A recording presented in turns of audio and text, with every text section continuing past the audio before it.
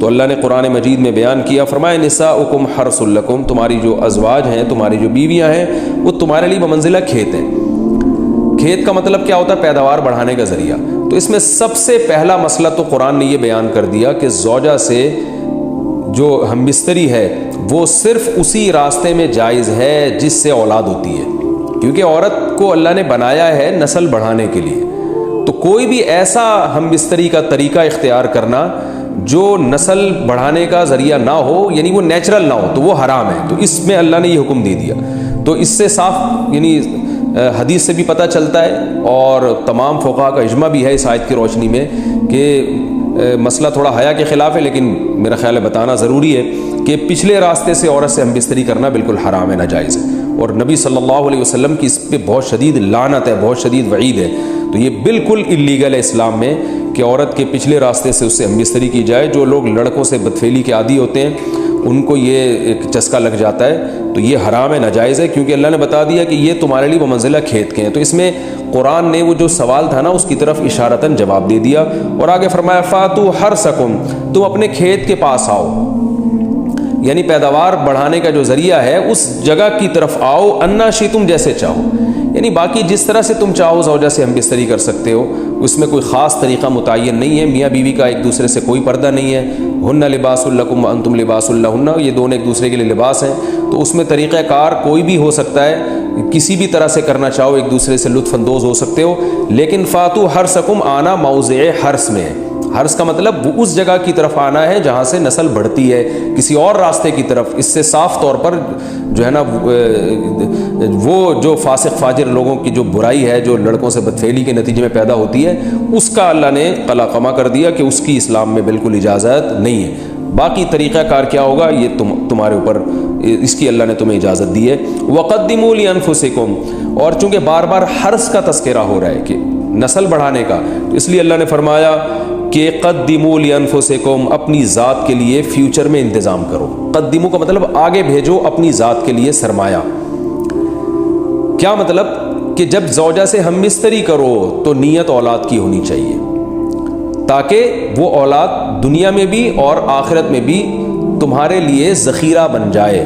تو یہ نسل بڑھانے کی بہت زبردست ترغیب ہے اس آیت میں، اور اس آیت میں اللہ نے عورت کا کہ بہت ساری ذمہ داریوں میں سے ایک بڑی ذمہ داری کا بھی بیان بتا دیا کہ عورت کو اللہ نے بنایا ہے، جو مرد اور عورت کا جو فرق رکھا ہے نا، اس فرق کی بڑی وجہ یہی ہے کہ مرد کے اسپرم کو اللہ نے بیج کے طور پہ پیدا کیا ہے، اور عورت کو اللہ نے زمین کے طور پہ۔ تو بیج اور زمین کے ملاپ کا بنیادی مقصد ہی نسل بڑھانا، پیداوار بڑھانا ہوتا ہے، نہ یہ کہ نسل روکنا۔ آج فیملی پلاننگ والوں نے اس آیت کی دھجیاں اڑا دی ہیں، اور جو پوری دنیا میں ایک بیہودہ قسم کی تحریک چل رہی ہے، یہ آیت بالکل اس کی نفی کر رہی ہے۔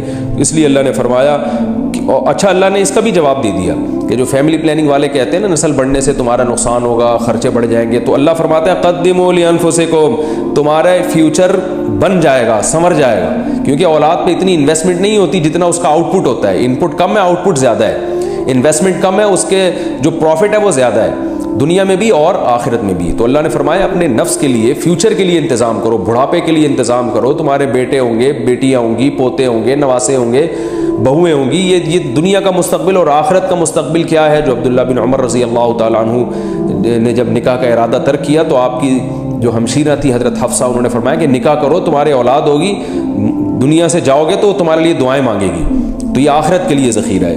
تو اس لیے اللہ نے فرمایا کہ آخرت کے لیے ذخیرہ کرو، واتقوا اللہ، اور اللہ سے ڈرو، واعلموا انکم ملاقوہ، اور جان لو کہ تم نے ایک دن اللہ سے ملاقات کرنی ہے۔ تو ہمارے گھر میں کام والے اور ڈرائیور سب ہیں۔ اچھا، گھر میں کام والے اور ڈرائیور سب ہیں، یعنی نوکر چاکر رکھے ہوئے، لینڈ لارڈ فیملی ہے۔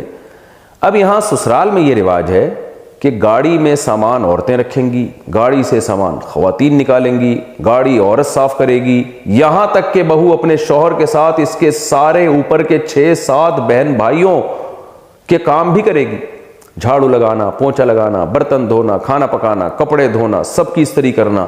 اگر کسی کام سے منع کروں تو اس پہ لڑائی شروع ہو جاتی ہے، حالانکہ رشتہ کرتے وقت انہوں نے صاف کہا تھا کہ ہم کوئی کام نہیں کروائیں گے، یہ سارے کام کرنا میری استطاعت سے باہر ہے۔ اس صورت میں کیا کروں؟ ایک بندی دیکھیں اصولی طور پر تو عورت کے ذمے ہے کہ وہ گھر میں کام کاج میں ہاتھ بٹائے. میں یہ نہیں کہہ رہا کہ ایک عورت اپنے 6 8 نندوں کے دیور اور نندوں کے کپڑے دھوئے, یہ تو ظلم ہے اس کے اوپر. کم از کم اپنے شوہر اور اپنے ساس سسر کی خدمت اخلاقی ذمہ داری ہے عورت کی, یہ اس پر اخلاقاً لازم ہے. اور جب جوائنٹ فیملی میں رہتے ہیں تو کام ڈیوائیڈ ہوتے ہیں, سب مل جل کے کام کر رہے ہوتے ہیں.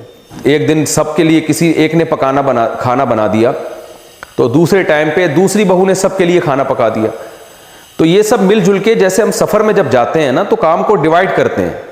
تبلیغ جماعت میں آپ دیکھ لیں نا 10 لوگ جا رہے ہوتے ہیں, تو ایک کا کام ہوتا ہے بھائی کمرہ صاف کر دو, ایک کا کام ہوتا ہے بھائی ٹماٹر لے آؤ, ایک کا کام ہوتا ہے جی آپ آلو چھیل دو, ایک کا کام ہوتا ہے جی آپ کھانا پکا دو. باریاں تقسیم ہوتی ہیں.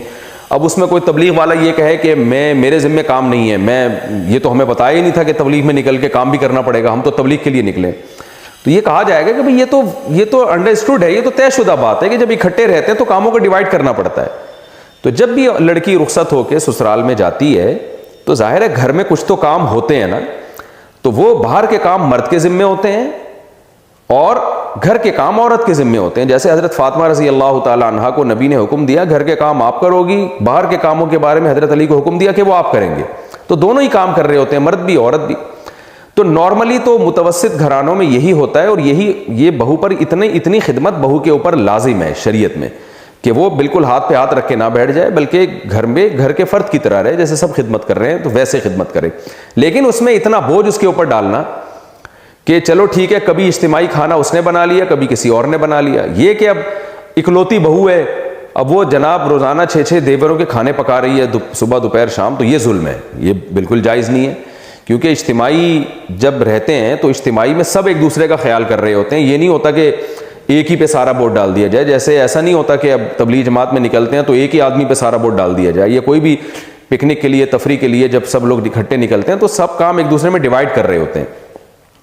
تو بہو پہ اتنا ووٹ ڈال دینا کہ وہ ہر ایک کے کھانے بنائے گی, ہر ایک کے کپڑے دھوئے گی, یہ تو بالکل ہی غلط ہے. دیور کو چاہیے کہ بھائی تو اپنے کام خود کر لیا کرو. اگر وہ بھابھی اپنی خوشی سے کر دے تو اچھی بات ہے, نہیں تو آپ خود کیا کرو, اس کے اوپر کیوں ڈال رہے ہو. یہ نندوں کو تو چاہیے, وہ تو خود خاتون ہیں, ان کے تو ذمہ ہے کہ وہ خود اپنے کام خود کریں. وہ